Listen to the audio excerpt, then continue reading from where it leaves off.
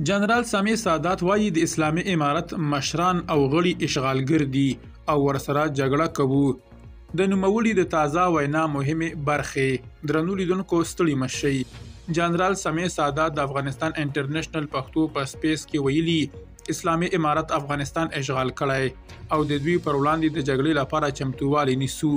سامي سادات د دوحې تړون 15 کالیزې ته په پار ډیره کړې چې د دې تړون په اړه د امریکا پخوانی ځانګړي استازي زلمی خلیلزاد افغانانو او امریکایانو ته دروغ ویلي. د سامي سادات په خبره د امریکا جنرالانو د دوحې تړون نه غوښت او نه هم افغان سرتیري د دې تړون غوښتونکي ول. جنرال سامي سادات وایي چې دوی د جګړې لپاره چمتووالی درلود خو پر افغان ځواکونو پوځي مرستې ودرېدلې او هوایي ځواک ته تجهیزات ونه رسېدل او د دفاع حالت ته لاړل.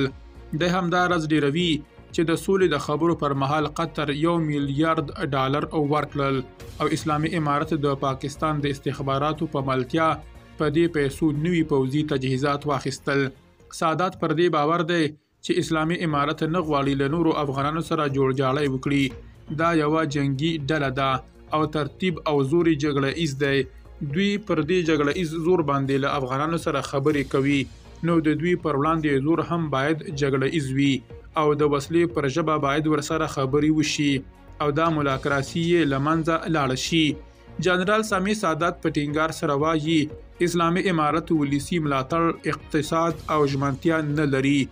د دوی د مولاکراسي چپه کول چې کله یو وخت راشي ښه په تیزی سره به له منځه لاړ شي او ازادي لپاره باید جګړه وشي او هغه له یو ځای پیلیږي نو د دوی زوال رانږدې دی او دا جګړه غواړي.